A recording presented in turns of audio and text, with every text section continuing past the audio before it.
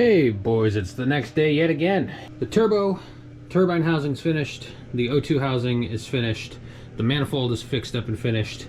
It's all smoothed out, just has to get sandblasted. So that's my progress shelf, there's two of them. Now I've got my tubing down here, and we're using this tubing to make our main hoop that's going to replace this lower core support here. What I'm going to do is take a couple of rough measurements. I don't want to drop any crazy amount of space going down on the front of the car, but I do know that I'm going to need a specific length of hoop. I got a Sharpie. I'm going to come out here and mark everything, run an extension cord out. We're going to try to figure this out because something tells me it's going to take me a heck of a lot longer to slap together than I initially thought.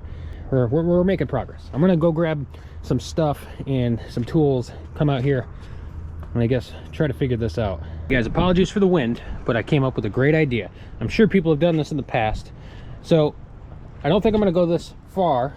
I think what I'm going to do is use the old crash bar mounts, because there's still mounts inside of there. That angle iron back here, it's about what, a couple 2.5 inches back. So I'm going to have the inserts that I can slide in and bolt in, and then if I want to, I can unbolt this whole thing from 2 bolts here, 2 bolts on this side, 2 bolts on that side, and we'll be able to remove our lower core support and basically take the whole front end of the car off once all the electrical's pulled. So I'm going to cut it back. I got to go downstairs first and clean up the part that I want to use, and then I'll use that to make my measurements. I think this will work a heck of a lot better. Then we'll have some new metal up front. We'll cut these rusty ends off. We'll still have factory mount space on the bottom, and we'll be able to retain a little bit more space on the bottom front end of this car for our intercooler, all the ducting and stuff I'm going to eventually build in the future. But we'll get it all swapped and it'll look a hell of a lot nicer than it does right now. These right here are what I was talking about. These aren't in terrible shape. They've been planted inside of this entire front end for years now. There's some ugly spots on them, but I can clean it all up, grind it all up. So what I'm thinking about is we don't need these tabs anymore for our crash bar. That's not going to be there anymore. So I'm going to lop these things off. There's just a weld on top, bottom, right in the middle there. Same on this one. We're going to just cut this off and use this front piece as the mounting bulkhead, and then off of that we'll have our hoop that comes down and bolts in like so, and that will reach straight across the bottom of the car. We have a couple of inserts here, and I mean, if you take a look at them, you can see they slide in, they slide out. I'm sure if you guys have had your front end pulled apart, you might have seen those before. A little bit of a discrepancy here now, a little space, because I pulled the core support out. I'm thinking what I'm going to end up doing is cutting the length of this down and fitting the, let's see, I'm going to cut it, and then I'm going to try to line up the second bolt holes in the frame, the second bolt holes in the frame with the first bolt holes in this part. So that way I can move it back far enough to put 1 bolt in on each side, and that'll hold it in there nice and solid. I'm going to get after it though.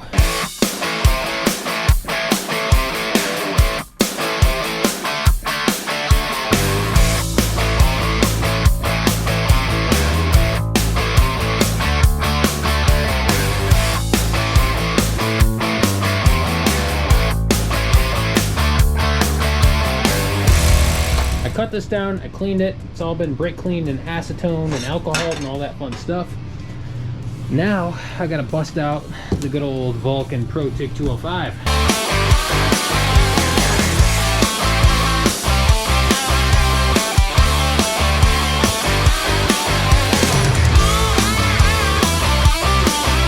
Compressor housing was pretty gnarly looking when I got it, and I welded a 90 on here, so that way in the car now it's going to be faced downwards and shoot boost towards the driver's side. So I'm excited with this. I've gotten it mostly sanded down. I mean, it's not perfect yet, but I'm going to keep going over it with some finer stuff.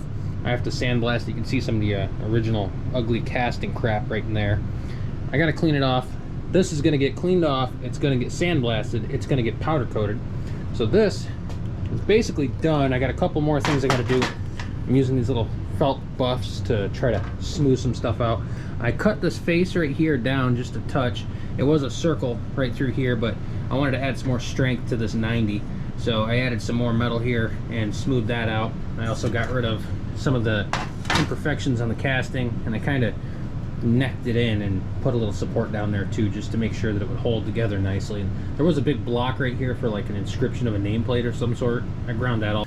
Now we have on the healing bench the old intercooler, and I spent a little tiny bit of time over here cleaning it up. Now I'm looking at this thing, and the way I'd like it to be, I want it to be more of a standard intercooler. I don't want to have both sides coming out on the passenger side.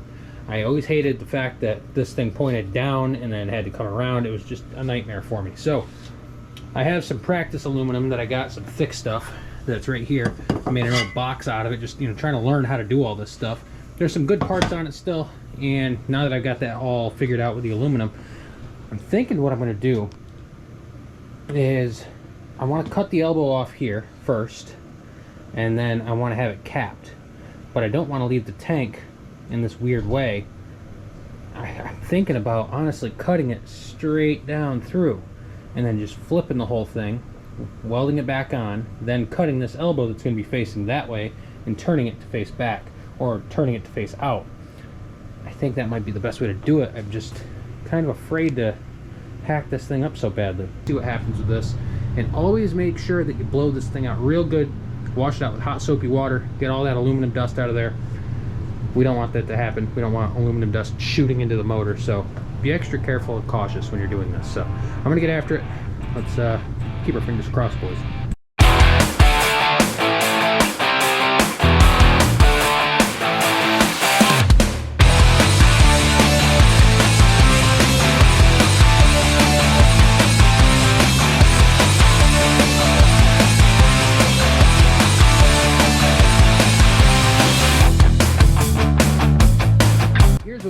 We have ourselves a nice end tank right here, and I got to deburr and smooth this thing out, clean it up. It's pretty thick stuff, honestly. I thought it would be way thinner than this.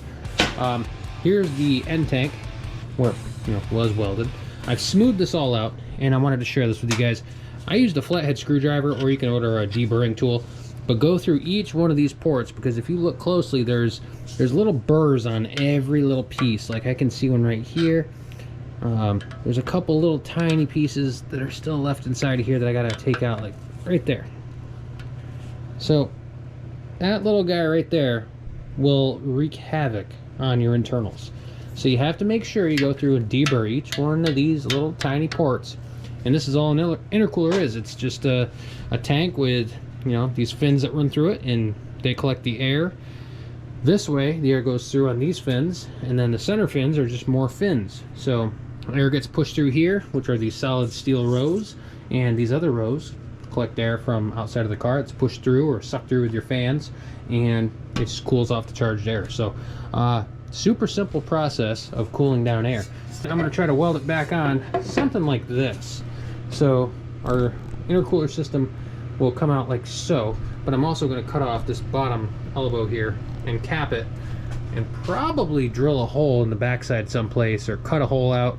I'm just thinking along that black line there, and kind of force the air to go back instead of down. So right now it goes down. I want it to go straight back against that wall. All this stuff is, you know, part of the fab game. So make sure you clean this thing like you've never cleaned something before. It's now, God, 1:05 a.m. We have this whole end cleaned off. I deburred the whole thing. I blew a lot of the dust out. Don't worry, once I get it all rebuilt, I'm gonna put a bunch of, you know, hot soapy water in it, degreaser, all the fun stuff, and I'm gonna try to fix some of those fins. This is the stock end tank on the EM USA setup. I'm glad I did it this way.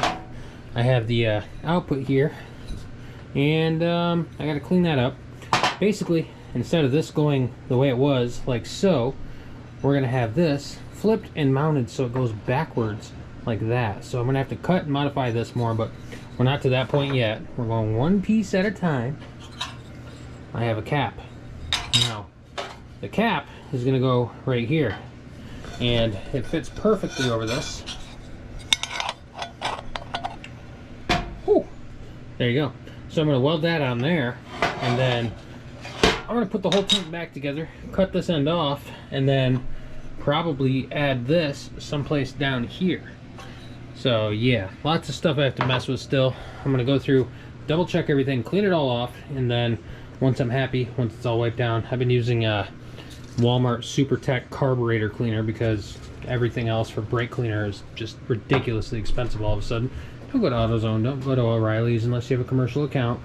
Shout out to my boys at O'Reilly's who have my commercial account. But the Super Tech stuff from Walmart works great, so yeah, or get a gallon of acetone.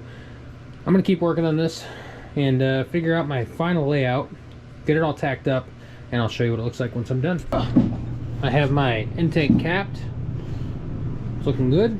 It's been a long time since I've recorded something while I've been setting this whole thing up, but I got this all finished up on the one side. I have to do the other side still, but I wanted to show you guys what it came out looking like. So here is our end tank. We modified this so our mount point is at the top on both sides. The end tank has been capped at the bottom and now has its elbow here, so it's nice and clean. I welded the inside out, cleaned it all out, bored it all out with my little carbide bits. Just finished putting a couple more tacks on top here. I had to put some more weld across the top because it didn't quite come out the way I wanted it to. Had to go and grind and fix, but that's the beauty of owning a grinder when you're learning, or when you're a pro, doesn't matter. It's a little low on the right side, which is kind of what I aimed for because this is going to come into the throttle body. This side right here is going to wrap around the radiator and all that, and the new core support, and go straight to the turbo. I don't want to buy a brand new intercooler and hack it all apart and do all this. This is way easier to do on a used part. Now what I'm going to do is I'm going to cut this in such a way that I can turn it and clock this so it faces back instead of facing down. So I got to measure that out, mark it off, grab my little handheld bandsaw thing, and give it the slice, clean up both sides, give it the spin, tack it, weld it, and we'll be all set. So I'm going to get that set up right now.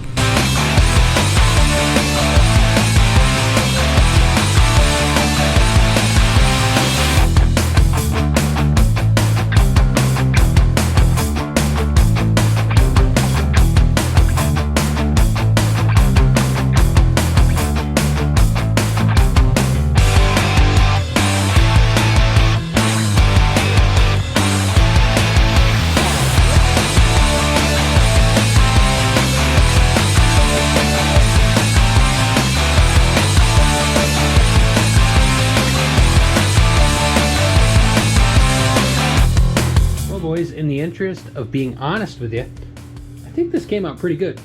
We have our rotation there, and we also have our rotation over here. And I also blew a big, fat, massive hole right there because my amps turned up way high. My Amazon stubby tips actually ended up breaking into two, both for two different sizes. So I had to go back to a more standard approach, standard 7. And yeah, kind of sucked, but what can you do? Either way, our intercooler is finally all put together, all finished. We have our output and our output both facing the correct direction. This one's pointing this direction towards us, and then that one's also facing where the throttle is going to be. So I'm happy about that. This thing can officially be checked off the big old list over here. Where do we have it?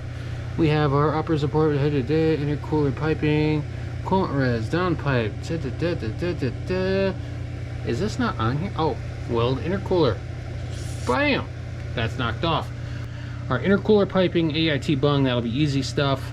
Delete the ABS will be a pain, and then everything else is basically going to be a bunch of extra work. So I'm going to go ahead and pick something else off this list in a second here, and we're going to get cracking on that next. So over here in the couple of items that are finished and ready to go back on, we have our radiator fans, our fan shroud, and our intercooler is finally finished. We also have to take our power steering reservoir and clean off all the fittings and the sensors for our AC air canister dryer, clean all the hardware for that. These couple of little things right here are sitting off to the side.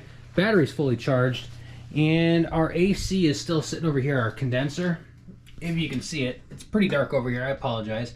That thing's chilling. I have some paint remover on it because it has this coating from the factory. I don't know what that's for, if it's like to insulate it, to keep it from sweating or something, I'm not sure. But now we can finally move on to this. This is our core support. It has a bent up piece of sheet metal on the bottom of it that I used as like an air dam at one point, but then proved to be too low for us to fit onto a lift to get our alignment done. Now, I've knocked out all the spot welds on this and pulled it straight off the car, and if you look top down on it, it's pretty much a straight piece of steel all the way across. So I think what I'm going to do is set that up here on the healing bench, and we have a couple of pieces of 90s that we're going to use, and we're going to add this up here. We're going to cut these, and we're going to cut them long, so that way once we get that piece up here, I'm probably going to just snip off this front end, the little air dam sheet metal thing.